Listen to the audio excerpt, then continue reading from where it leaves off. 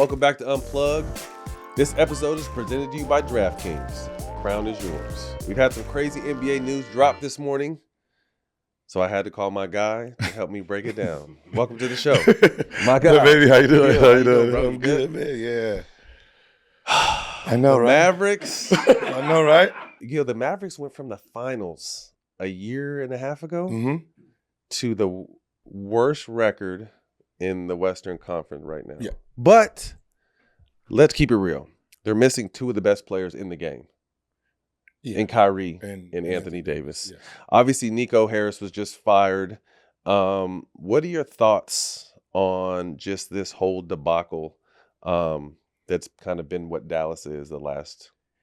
I'm trying to figure out who personal feelings got hurt. Okay. Right?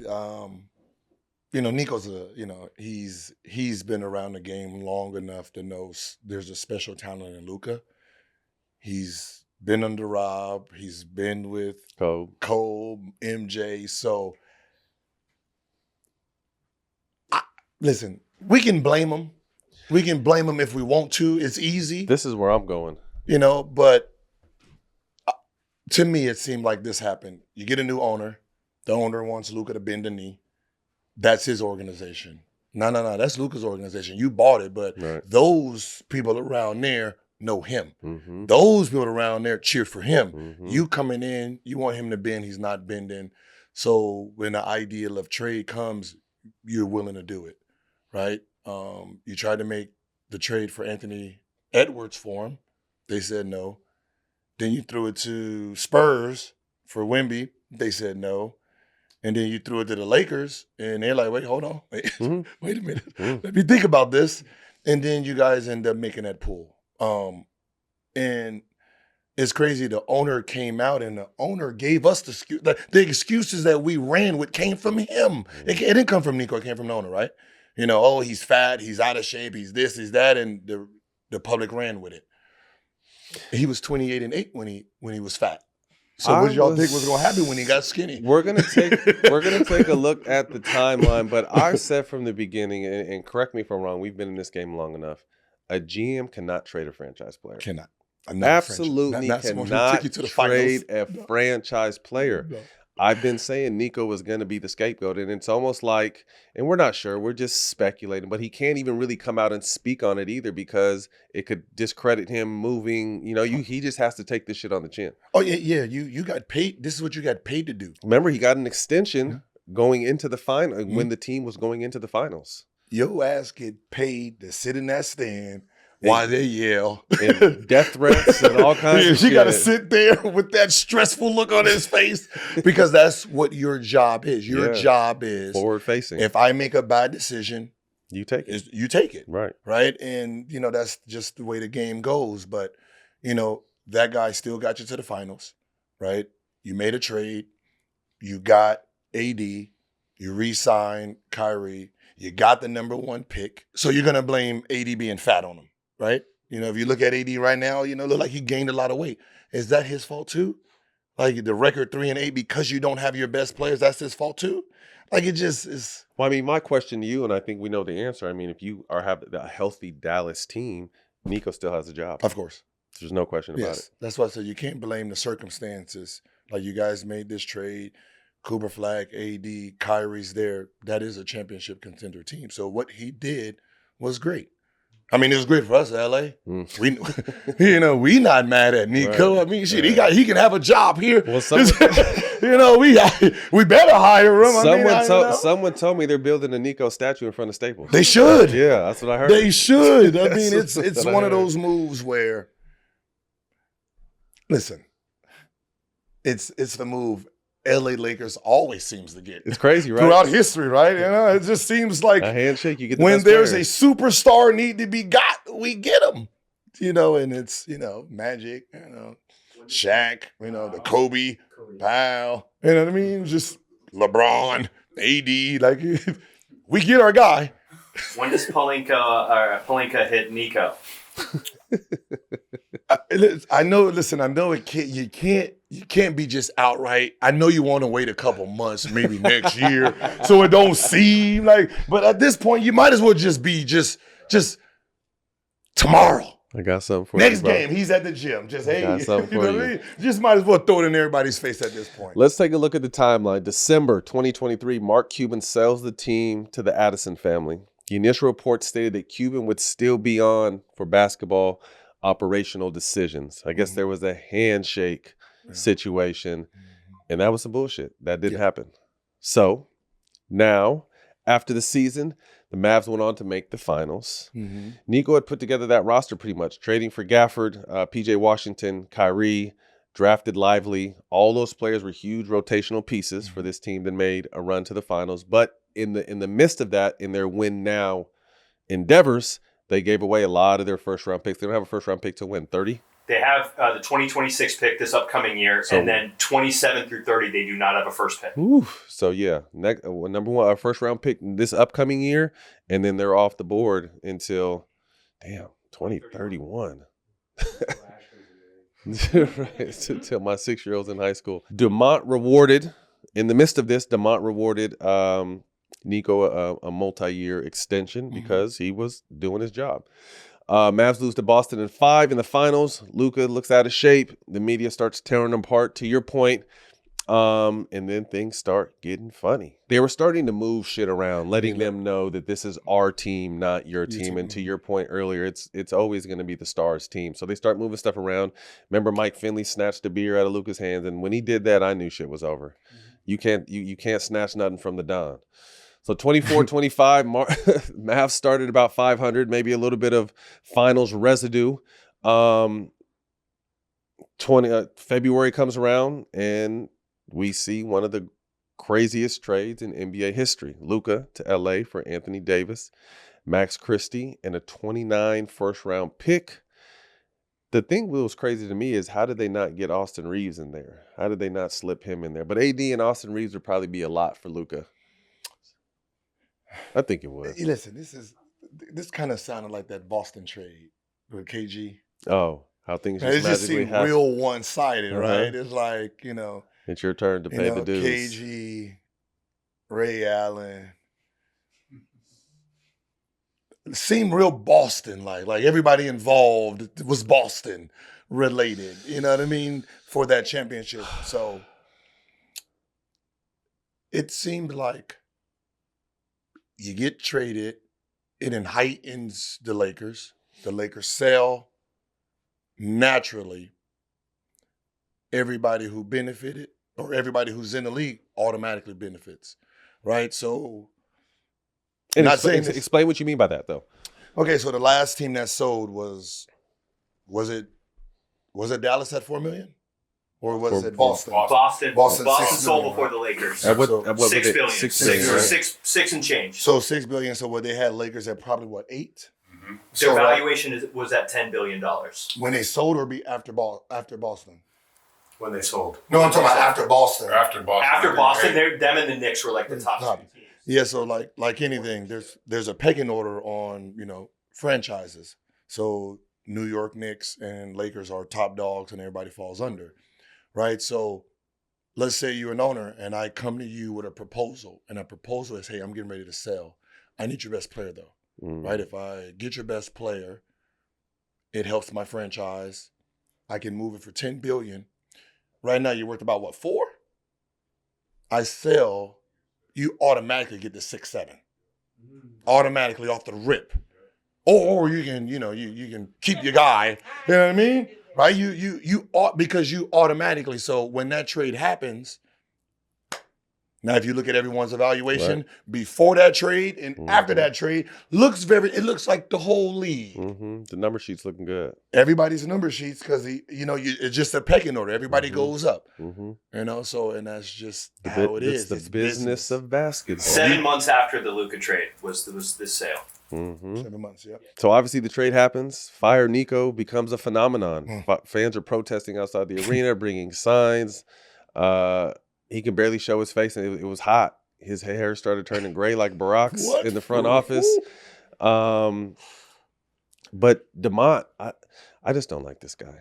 He goes on the press tour and trying to justify and explaining to you all the dirt that was thrown on a franchise player. Can't come out of this guy's mouth. To me, it wasn't very professional. But I think to your point, they were trying to make a splash and flex whose franchise this was. Because you heard Mark Cuban come out a few times on different shows like, could have never let this happen. It's Luka, 26 years old. You know what's so funny? It's even when 25 years old at the time. When they were chanting, fire Nico, you always see Mark Cuban like you got the wrong guy. Yeah, right. You got the wrong guy. It's not this guy. This is more business, man. They got rewarded. They got the number 1 pick. Which is crazy in itself. Yeah, they got number 1 pick. Right? It happens to teams sometimes. Like it does, right? It's like certain teams somehow, some way. When Chicago gets a D Rose and Cleveland gets a LeBron, and it's like sometimes you just buy a new team, and then within the first 3 years you get a number 1 pick. I mean, it's like welcome. Listen. You get a number 1. It's like Oprah's old show. You get a number 1 pick. You get a number 1 pick. Are you going to buy? I'll give you a number 1 pick in 30-31. Like, listen, I know what people want to speculate, but at the end of the day, business is business, right? If I'm running the NBA and I work for you and I convince you to buy this team, I got a team for sale here. You buy it. This is good. This is a good organization. I treat everybody well. You buy it for this price. And the balls might bounce your way. Just might. It might bounce your way. You get number 1 pick and boom, you can start new. It's a thing. I don't care what nobody say. If I buy into your business, I better be rewarded. Yeah. I don't care how you do it. There should be a perk package, right? It's a perk package. I ain't mad at that. So the Mavs are 16-28 since the Luka trade. AD has played just 14 games in a Dallas jersey. With her 8-6 in those games, he's been available for 32% of the possible games this team has played. But again, unfortunately, that's been the knock on AD. In the last 7 years, he's only played 60 games 1 time. So you kind of know what you get. Again, when he's on the court, one of the best all-around players we've seen. The saving grace seemed to be when Dallas magically landed this lottery pick. Mm-hmm. So, okay, I trade Luka, we get a second chance. And you get Cooper Flag. And I saw something before we went on air where someone tweeted something about Cooper shouldn't have to endure fire Nico chance when he's at the free throw line. They need to get rid of him. I'm paraphrasing, blah, blah, blah. His mom retweeted that shit. Did you guys see it? Or either retweeted it or liked it. One of the two. But she engaged in it. So here we are, 3-8. In your opinion, where does this team go? Obviously, I mean, for clear basketball minds, you just have to wait till this team gets healthy to see what they're capable of, because on paper, they're a hell of a team. Yeah, I mean, if it does get healthy, it's you have Anthony Davis, who is a super talent, but for some reason his body just doesn't hold up. I don't know if it's diet, I don't know if it's, proper exercise, rest, you just don't know, but he seems to always tweak little muscles here and there that keeps him out for long periods of time. So you have to go into a season expecting big, moments in your season that he's going to miss, right? You can only really count him on paper for 40 to 60 games, right? Then you have Kyrie. So you got to try to figure out what your team really looks like versus just looking at the names, right? Championship quality team on paper. Yeah. In reality, how it's put together, injuries, declining of, Clay. You're looking at first round, second round at best. I don't know if you blow it up. I think you try to see what happens while Cooper Flags is, first year, second year player, because he changes the dynamic of that team, because he can play 1, 3, 4, a little bit of 5, and him, AD, him, Lively, him, you can mismatch that team. Are we able to see the best Cooper? Because I think he's shown he can play a little point guard in this game, but getting him the ball in positions where he's most effective at?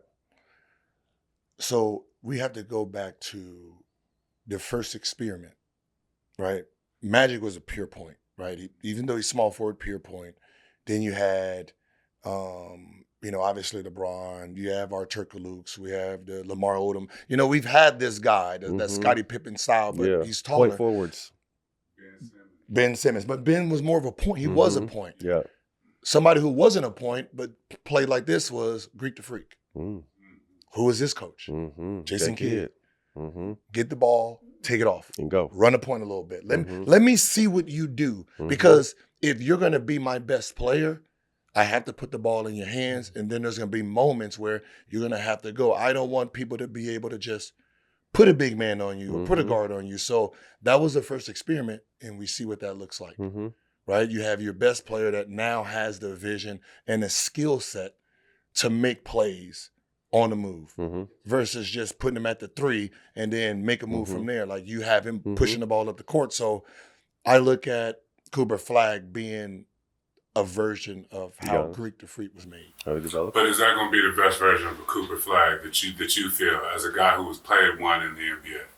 No, he's not going to be a true one, right? He's going to be that small forward, power forward that takes it off the break and go if he has that advantage, because he's going to be faster than power forwards and small forwards. So, other than that, it's going to be get in the half court, do your thing, right? But the skill set, I mean, you're talking about like he's all of 18. Yeah. Right? He's 18 years old. So the fact that he scored a double-double, I mean, he scored in double digits besides one game, that's impressive. Very. Right? There's no bust here unless he gets hurt. No. Oh, absolutely not. You know what I mean? Like there's not, you can see, okay, he has talent. And then from there, just confidence and just let it kick on. Can let it grow. AD is currently out with the calf strain. We've seen what happened when guys either try to play through it or rush back. And obviously Tatum, Halliburton, to your point, I think Indiana's the worst team in the Eastern Conference, aren't they? They one and something. You ain't even got to guess. Dame. Guys that rush back and all tore it. So it's a scary place for AD because I know he hears the noise and he gets these little tweaks, but these calves have shown not to be played with Kevin Durant in the finals, a few years ago. So this is something that he's really going to have to take his time. And, like I know, like calves and hamstrings and quad, like those are tricky because when you're rehabbing, everything is direct, like go left, go right. But in game, it's instinctual. So you don't really know how healthy you are until you're actually back in the fire. So it's going to be interesting to see what happens moving forward. I think everyone has to just sit back and be patient. I mean, I was working the Clipper game last night, similar to the Clipper game. I mean, Beal's out again, but Kawhi's out. So you don't know what you have until you get at least 20, 25 games in, and you've had all these guys playing together to kind of see what kind of chemistry they can form. I'm so confused, man, with this new NBA. I don't know how you have main guys injured in the first 10, 15 games of the season. That's never happened before. We had this thing called training camp, right? Where we did 2 days, where we have a little hamstring pulls, a little groins, a little tightness, right? And our bodies is getting in shape Used to it.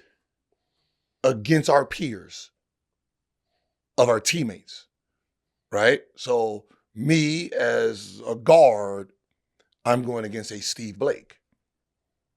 Not an Allen Iverson, a Steve Blake. So I get to really like, okay, this is okay. I can't do it, right? And I'm getting in shape 30 days to get my body ready to be season started.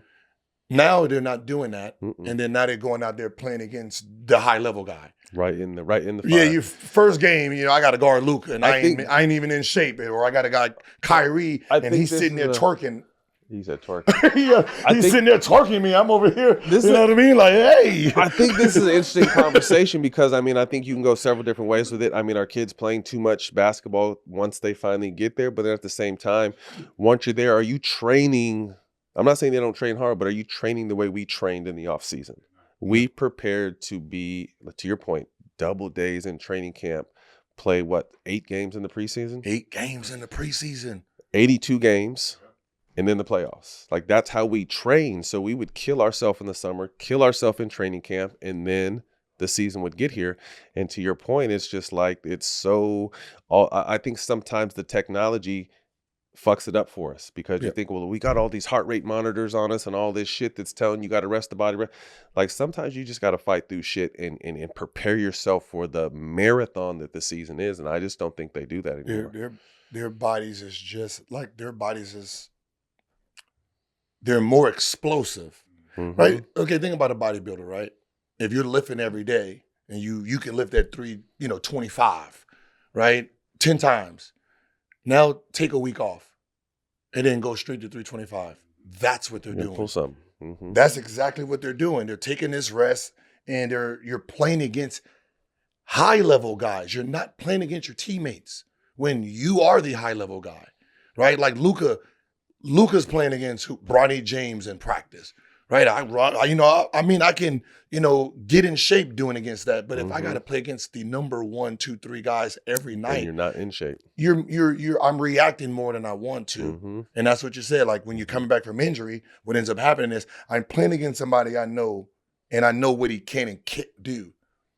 When I go in a real game, and then I got to guard Ja Morant, and this nigga hit me with one of those, and I'm like, I wasn't ready. 3 more weeks, and it seems this is happening in real time, and these guys just can't. I think in close, Nico was the scapegoat in this situation. I don't think we'll ever get him to be able to say that. No. I blame all of this on Dumont, all of it. Yeah, all of it on him. And I still go ahead. I can't believe. Listen.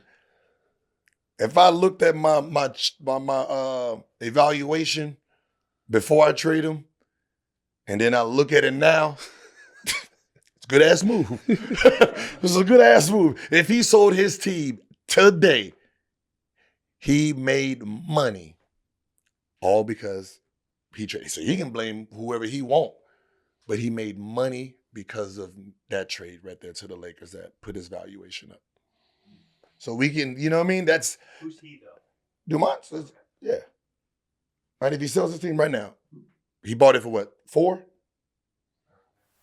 And what is the He can valuation sell it for him now? 6 or 7? He can at least sell it for 6 or 7. That's just how business works. But is that just because of the rest of the league? Yeah, no, because the Lakers set the value. And let's say the Knicks sell at $12 million. Everybody move up. Everybody moves up. It's just like waiting for a quarterback in free agency. Yeah. It's one person make the markup, it just moves the shit up for the rest of the starting quarterbacks in the NFL or whatever thing. So yeah, once they go up, everybody's shit got to go up. So yeah, he did make some money.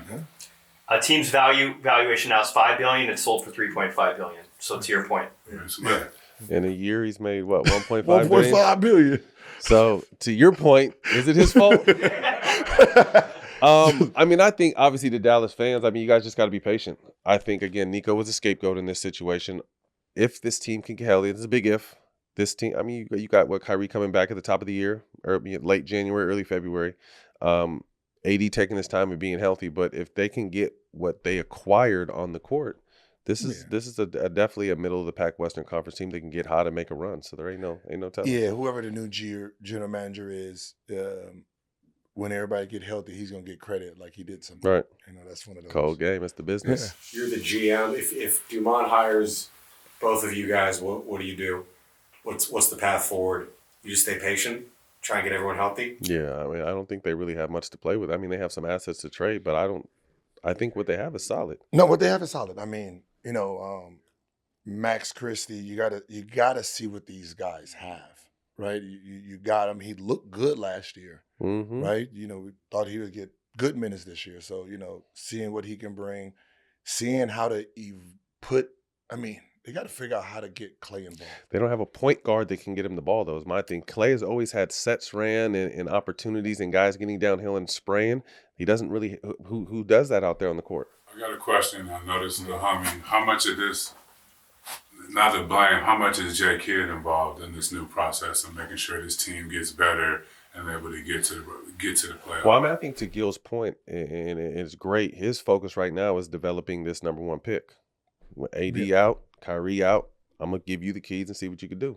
Yeah, you got to think about it from Jay Kidd point, right? He can only cook at, what's at this table, right? I was planning on making a big Thanksgiving. It was going to be a good deal, but my check didn't come. My SNAP benefits didn't come. Yeah.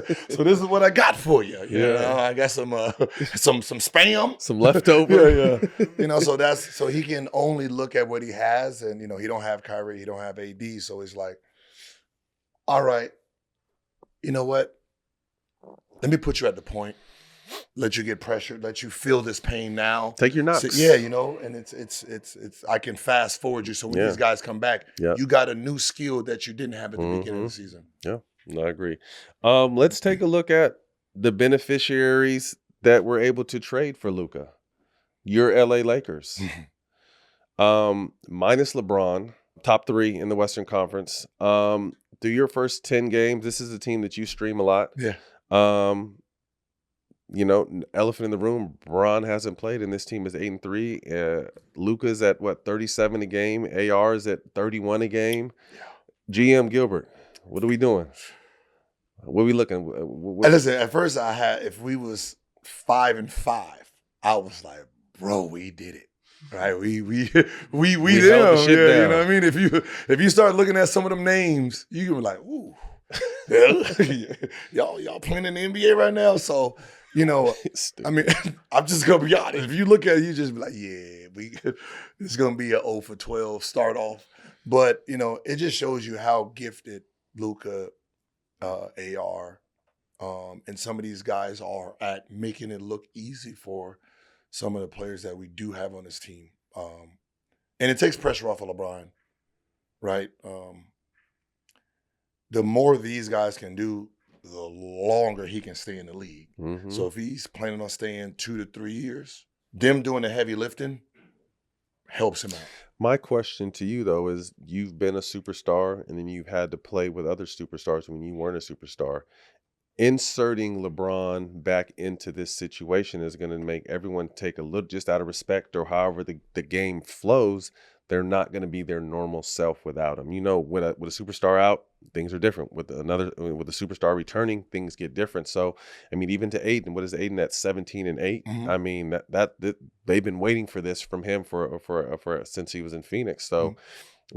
If and when he's going to return, when LeBron returns, how do you feel like that chemistry and continuity? Is it something Bron can just step into and be more of an Olympic Bron, where he's a 17, 10, and 9 guy, facilitate and do all the little shit? Or is he going to, what do you feel inserting him back in this rotation does? I mean, he can be the left corner or the right corner. Depends on where he wants to be. But listen, last year when Luka got here, people don't realize Luka led in points and rebounds and assists. Wasn't LeBron, right?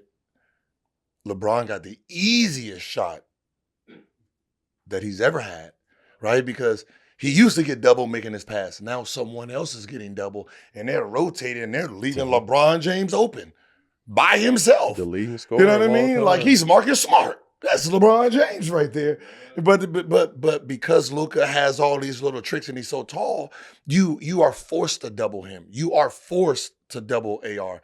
Now, LeBron James gets to walk to 20, 22, 23, okay. Right? So now you have 3 guys who IQs are very high, who all can play make, who all can pass, who all can score. Can all take the last right? shot. Who all can take the last shot. So it's one of those things where it depends on what LeBron wants. Mm-hmm. You want another ring? This is your best opportunity. Is that saying being like being cool with being the second or third wheel? When Luka came, he was the second wheel, mm-hmm. right? Because you're just not young enough, and it's okay to be if you are our number one option, we're not that good no more, right? If our 41-year-old is out there trying to give us 30 a night and control everything. Don't need it. We don't need it. We need you to be 20 when we need you to be 20. Right now, be 41. Sit there, take some jumpers, hit your little layups, right? You don't need to take all them hits. I can take them hits. AR can take them hits. Can he accept that? Yes.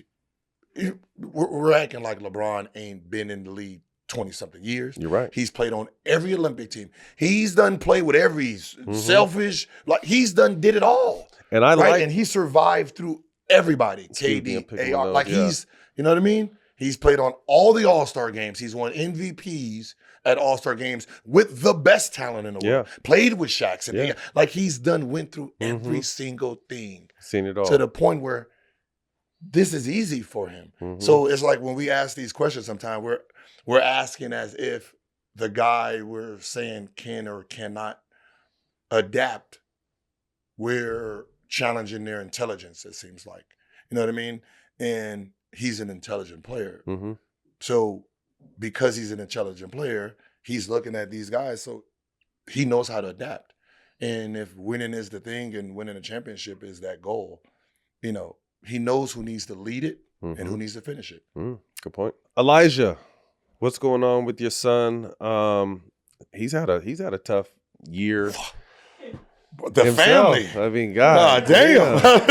Yeah, y'all been going through it. So obviously the crash, and I think we talked after that, right? And then gets back and then hurts himself. Yeah. And now he missed. And if you don't, I talked to him at a softball game not too long ago. He ended up having 2 knee surgeries, correct? Yeah. So where is he at currently? Will we see him at all this college season? Will he go to the league after this? Like, yeah, so it was weird. It was one of those things where growing too fast, and then cartilage was gonna break off. It didn't break off. It was gonna. So they were like,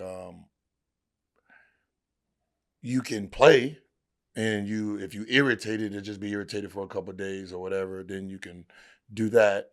It's gonna break off at some point in your career. Damn. Yeah. So you know, Get it you done don't want early. it to break off Yeah. before the draft in your first year. So Let's get it done. if we go in and we just sacrifice the beginning of, this year, go in, screw it in, make sure it's all good to go, and then going about your career. So that was the toughest decision. Yeah, it's hard. Right? You're sitting there And how much as a dad did your experience, because obviously you had your issues, did your experience weigh on this? Because I'm sure he's getting a lot of information from a lot of different people who haven't been there. Yeah. So how much was this you and him sitting down and kind of explaining the marathon picture, not the sprint? Yeah, so I had to talk to the doctors and just tell me, everything that's going on. Can he play right now? There's like, yeah.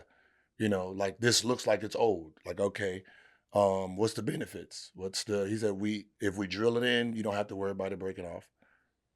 Right now, we can't pull it off. You know what I mean? So it's one of those things where I have these, it's going to break off, but we don't know when, or let's just take care of it now.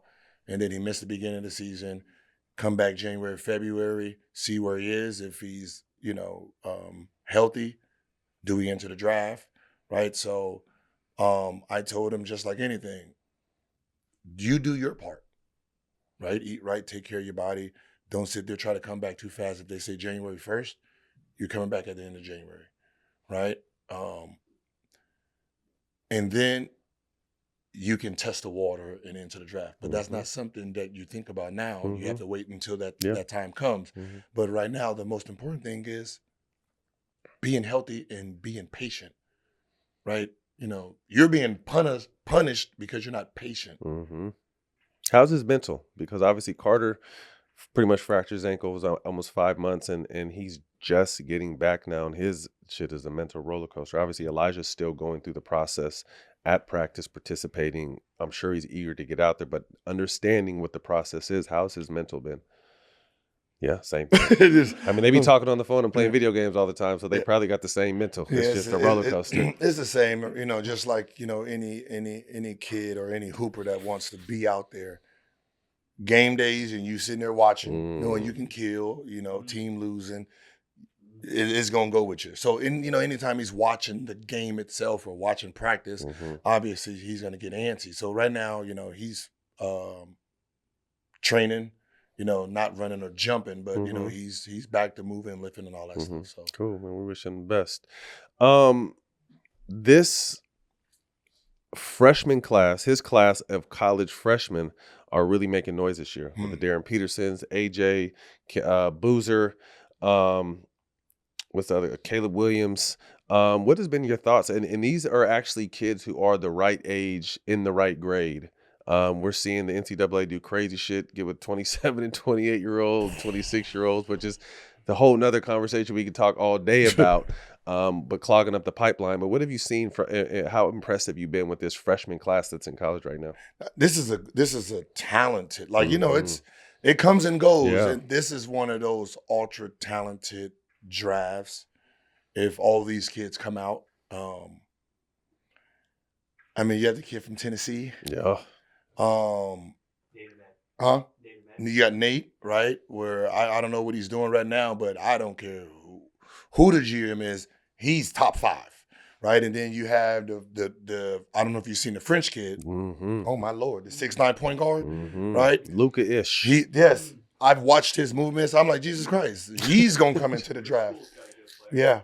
So is he from Maryland? Pete. Yeah. Kid from Arizona. Yeah.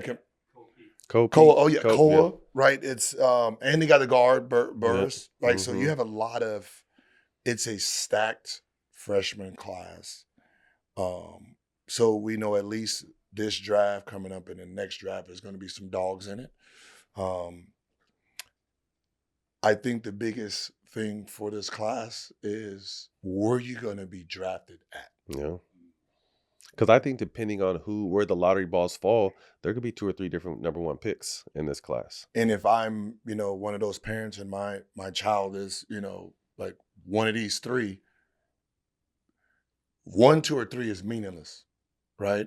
It's who is there when you get there, right? If you're Peterson, right, you don't want San Antonio to be a number 1 pick, right? You don't want no team that has a young, high-level guard where you're going to be sitting there like Scoot Henderson sitting, right? You're top, 4 pick, but you ain't played in 3 years, right? So you don't want to be that guy. So it's not always about that number anymore. It's about where. What franchise? Like what franchise? Who's in front of me? Like, am I going to get playing time today? Right? I'll sacrifice $4-5 million to be the 3rd pick, and I get to play 38 minutes. Mm-hmm.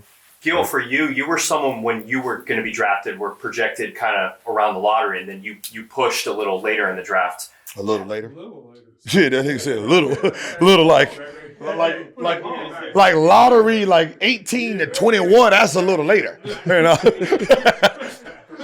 What are you telling your son in regards to that? Because you have some personal experience where you felt like you could have been one place and then you might be another. Don't do stupid shit before the draft.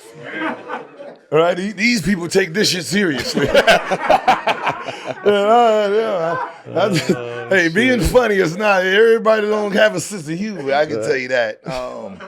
But I don't think it's structured the same way it was when you were a 2nd-round player. Because seconds, depending on where you fell right in the first, because remember that next year you was a totally unrestricted free agent and you can go get whatever money. Yeah. So I don't know if is it still stuck. No. They done closed that. They fixed it with me, and then when Boozer came, and he tricked them to let him out, and then he left and went to Utah. It's the 2nd round is very different.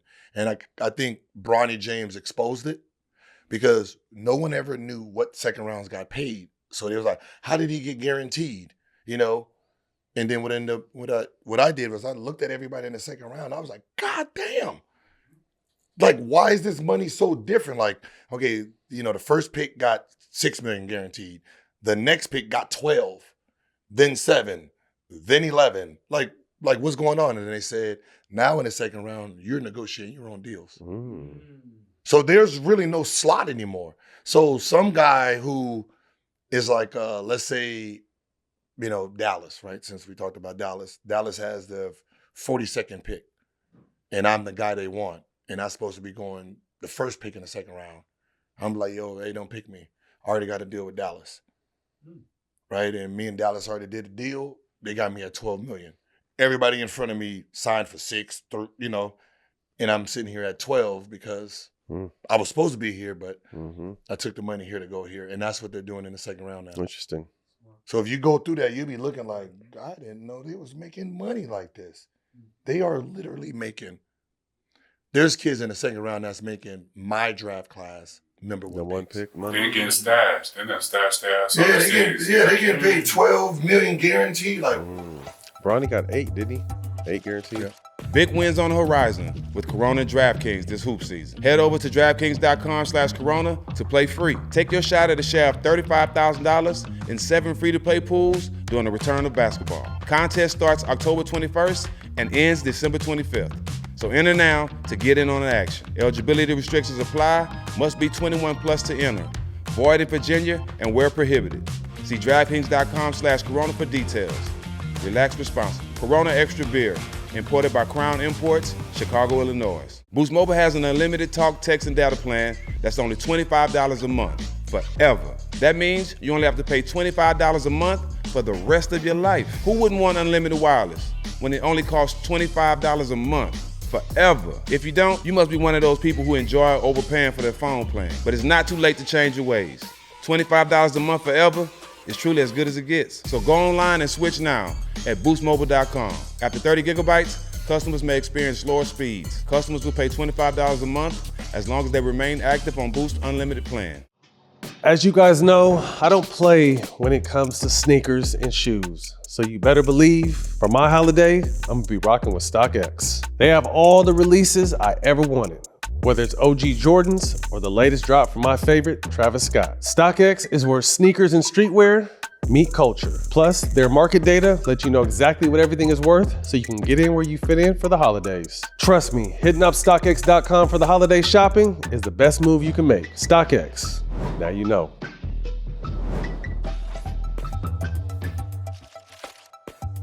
So we started, obviously we were announcing you were coming on the show. We started a hotline maybe a month ago for fans to participate and have their questions read on camera and do this. So we want to read when we announced you were coming on, we want to read or let you hear a voice audio. Yeah, my question for Gilbert is, why does he talk so much? He goofs and says things in terms of the gambling controversy that makes him look really bad. It's like he seems to revel in just saying stuff that puts him in a really negative light. So that's my question is, why the hell does he do that? But before you answer that question, I've got a chance to know you really well over the last, since we had kids with sisters.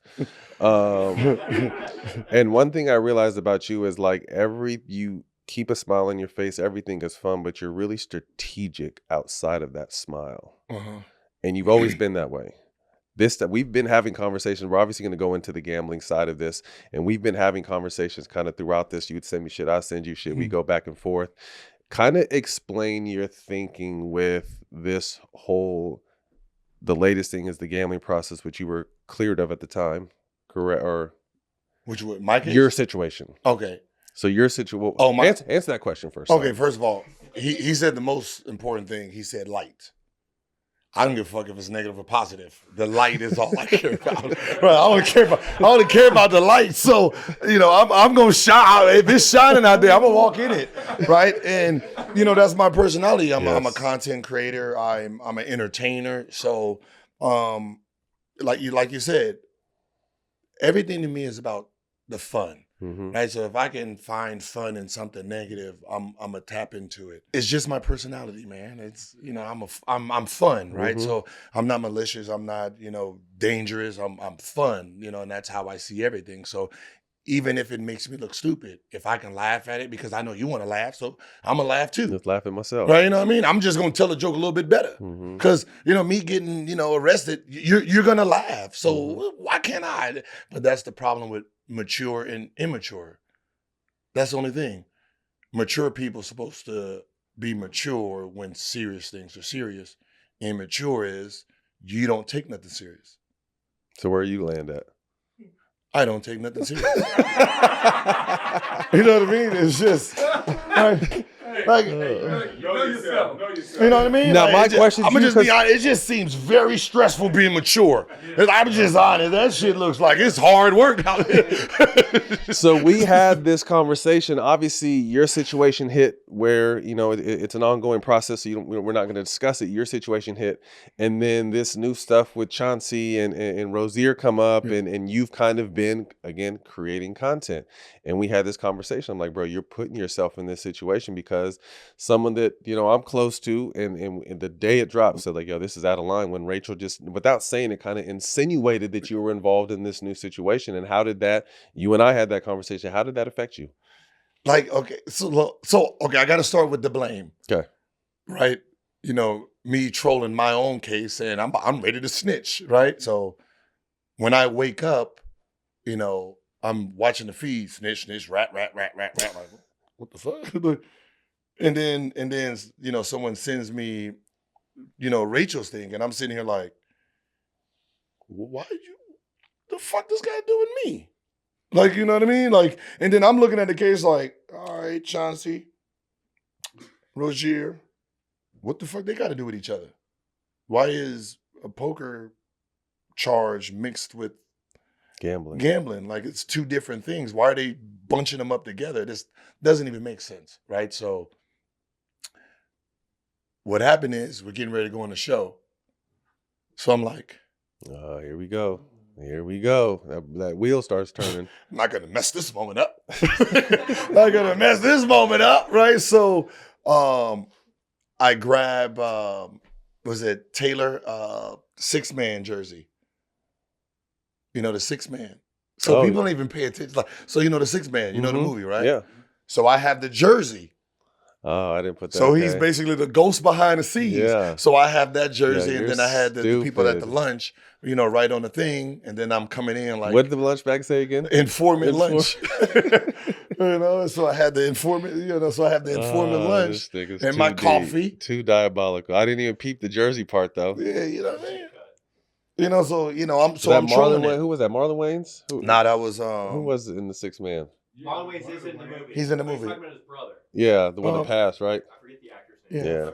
Kadeem yeah, Hardison. Kadeem, There you yeah. go. Okay. So, you know, I really didn't, you know, I didn't know, because, you know, I'm reading on real time and then, you know, going on a show, I didn't know how serious that was. And then once I realized how serious it was, it kind of scared me. The crime families. Like, I've heard these names before. Right, you know, like I'm watching because I watch Dateline, and I watch, you know, all this mob shit. So I be watching, like, you know, okay, got an argument at a restaurant. Next day, restaurant blew up. Whoa, okay. Car blew up. Whoa, like, okay, so they serious about their business on just arguments.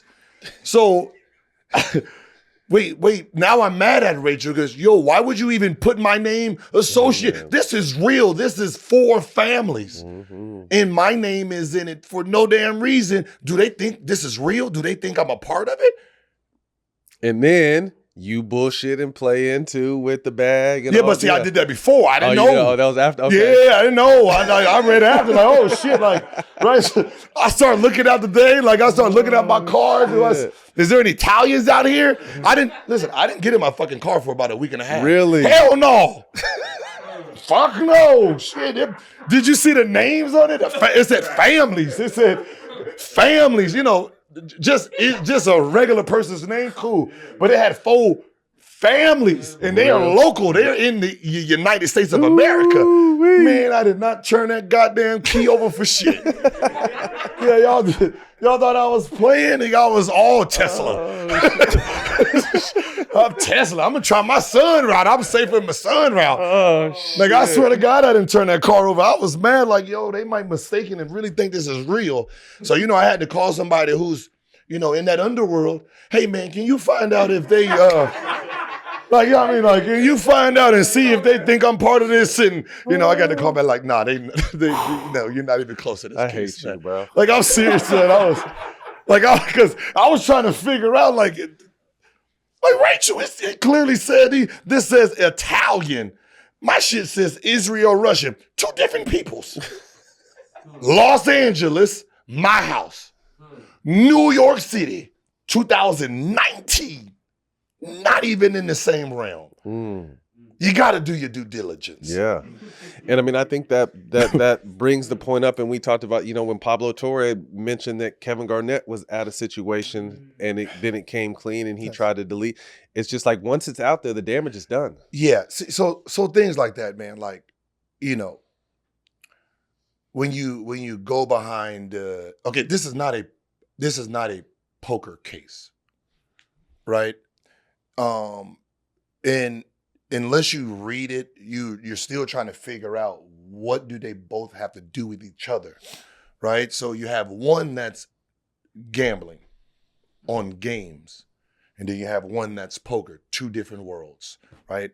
From the outside. What ends up happening is, you know, this case started in 2023. 2 players got in trouble for allegedly betting on games. One got scared for his life because his bookie said he's going to break his legs.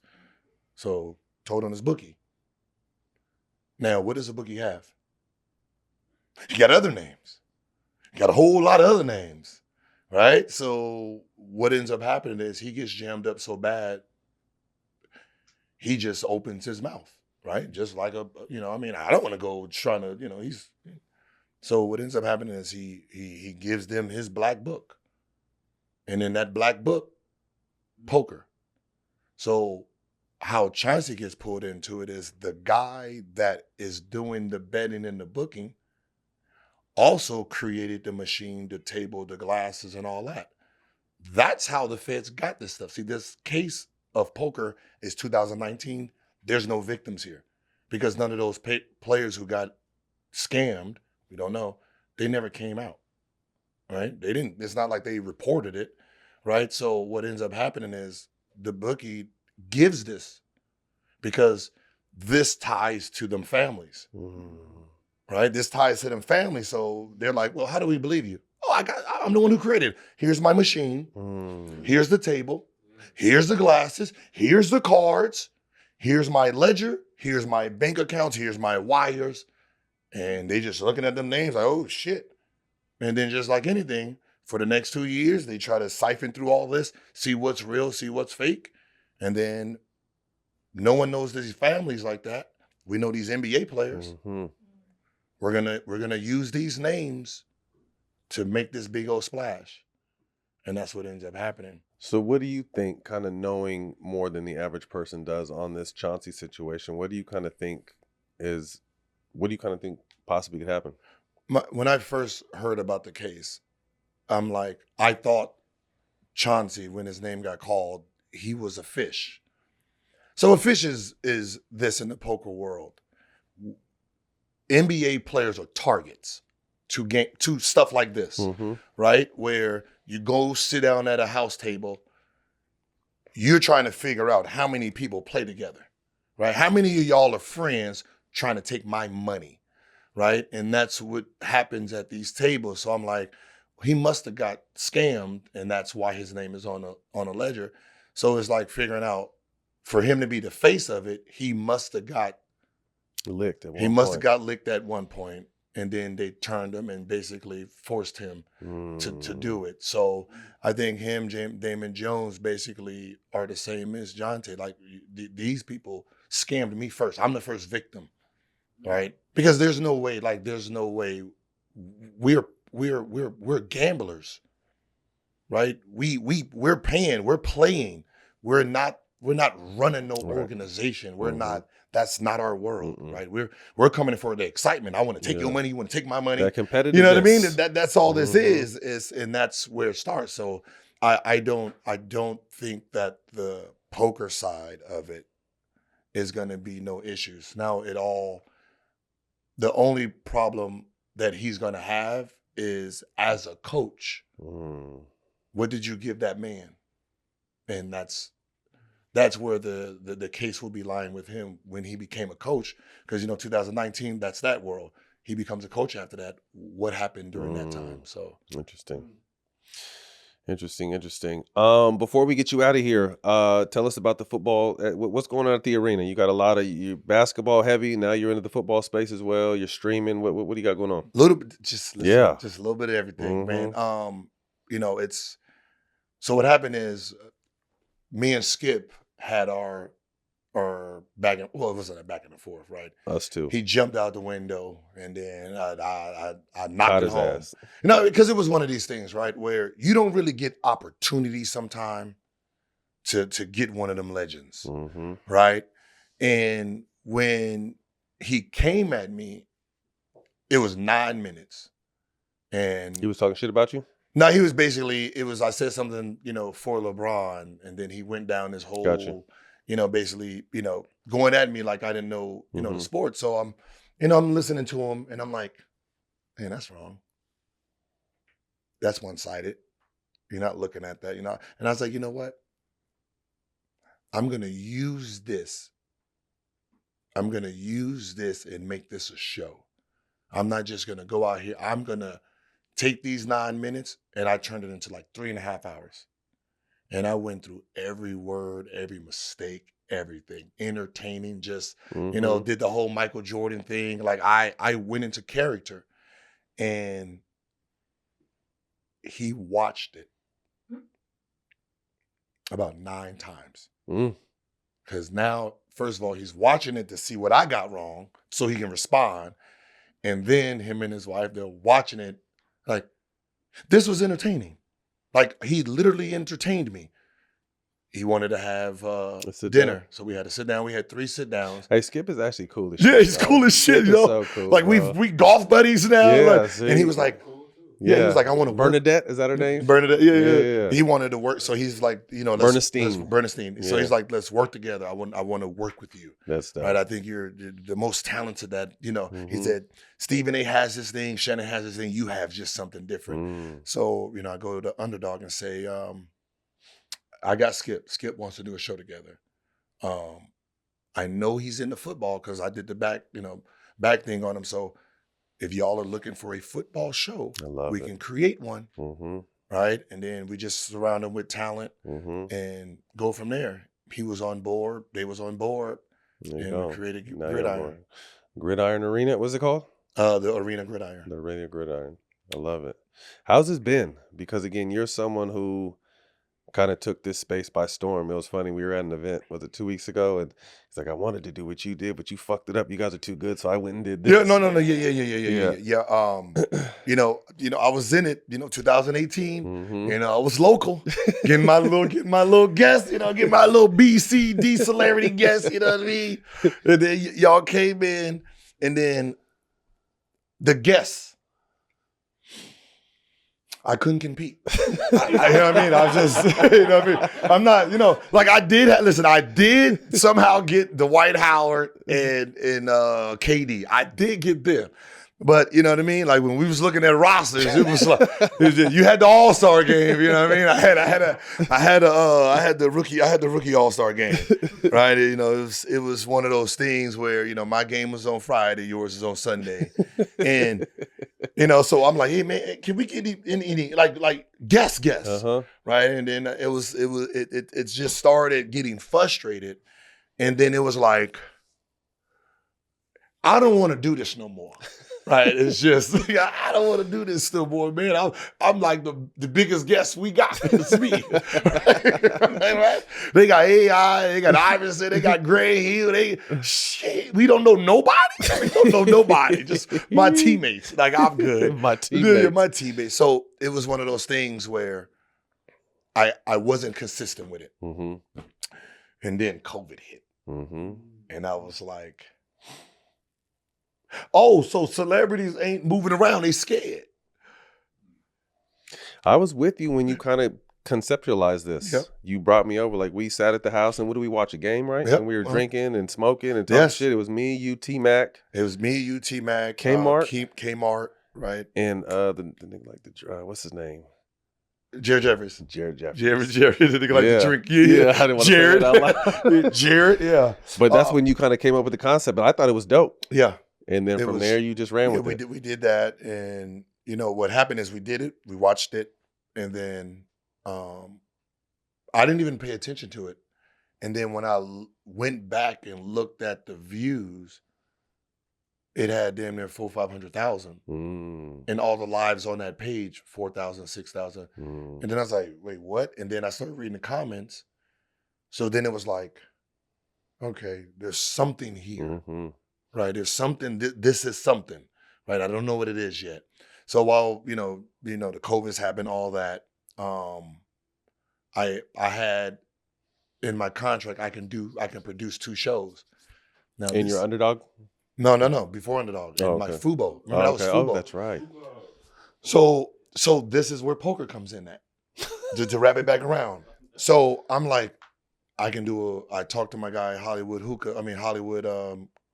Hustlers Casino. So I was like, hey, you guys have a live show. We can partner up, and then I can do a celebrity live show from my house. You guys do everything, set it, we can do it like that. So they were on board. Then I was like, okay, I can do this, beef roast league, on YouTube. So I got these 2 things. So I'm shooting pilots, hence why my table was at the house. Right. That's where that felt that everyone everyone saw That Guild 10 Poker Club. That was for that. That 10,000 alligator skinned all gold table came for. You think I was spending that kind of money for them niggas playing 5 games? No, man. Like, I'll just be real, man. That table is too expensive for that. So even in their photos, there's nobody. There's 54 people in the house from what they said. Nobody's on that table.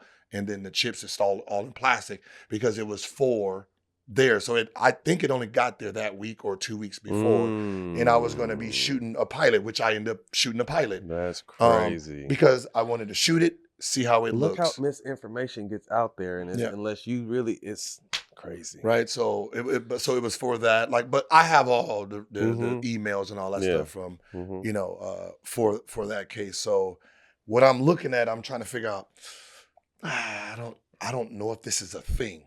Right, this might just be a thing that I like to do, but I don't know if this is a thing everybody wants to watch, right? So I go back to our episode, and then while we have our episode on, then I'm looking at, Charles Barkley now, and I'm sitting here like,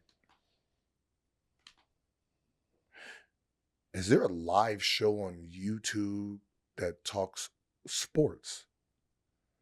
Then I Google, Pat McAfee comes up. So, okay, football. What's basketball? Nothing. Mm-hmm.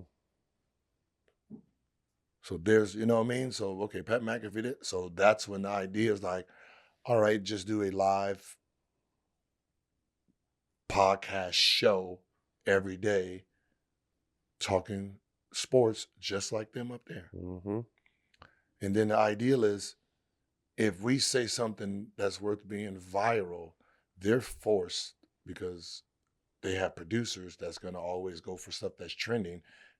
They're going to take and put it on their show. So I don't even need to ever be on there because they're going to put my shit. Yeah, they're going to take my shit anyway. And then that's where the show was created. So when they asked me, I was like, listen, I don't know where the show is going to be taken, but you give me a year. I'm gonna make y'all some money. Just give me a year and let me process and go through it. 6 months later, not even the end of the season. By the time we was going to season 2, we started in February. So we came in after All-Star Weekend. By the time we hit the summer, when the season was over with, we all was cutting up our contract, signing a new one. That's dope.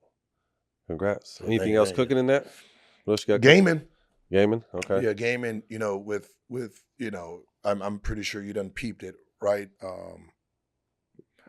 Amazon has live. Amazon's looking for content. Netflix has live. Mm-hmm. They looking for content. You know what I mean? I'll be looking. As soon as I see a live button come on, like, wait a minute, is that Cat Williams live? I didn't know live. So I'm sitting there watching like this is really. And then now I got to think about my show. Mm-hmm. So now I got to think about the flaws of it. Like, okay, how can this show be on here for me to even pitch it?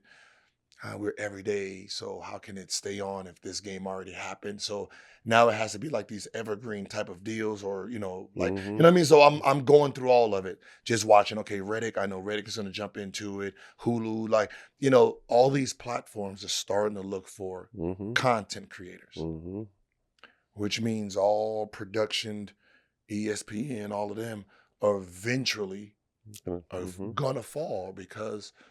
What you guys have is corporate conversations, and America and human beings don't want it anymore. Not anymore. And they're empowering the content creators. Because that's the king. It's all organically done, right? Like if you see Skip, he's cussing now. Right? You know what I mean? If you look at Don Lemon, he's cussing now. Yep. If you look at some of those shows, now they're dressing up for Halloween and doing all the fun stuff. Shit you've been doing. Yeah, you know what I mean? So they're incorporated trying to keep up because they're getting drowned out, right? Because you can only go for 30 minutes or an hour. Ain't no telling what we can go on every single day, anytime we want. We can beat you to all topics. You know, we can make fun of you. We can go deep dive, right? I can cuss you the fuck out on this platform. You got to play by your rules. So, corporate is at a disadvantage, and we get the same sponsors because we have more viewers and that already accept us for who we are. And that's what people don't understand. Like, our shows do more views than the network shows. And people don't understand that. And then where show comes on and it goes off. Mm-hmm. Comes on and goes off, a whole new one comes Mm-hmm. on. They get to rewatch, Mm-hmm. we get to Clipped clip up. it, Mm-hmm. push it. Yeah. And the audience that's watching our show already accept us for who we are. Mm-hmm. So you don't have to sell, you know what I mean? Don't have So to you're sell never out. gonna You don't get have to reinvent. Yeah, Just be you. right? You're never gonna get a sponsor saying, well, safe brandy. Like, you know what we're we gonna are. get a pushback. No, my Mhm. fans love it. Like Mhm. there's 25,000 people in here. We have more people in here than the Laker game, the Clipper, whatever game you want that's sold out. We're doing that every day. Right? And that's how it is. That's dope.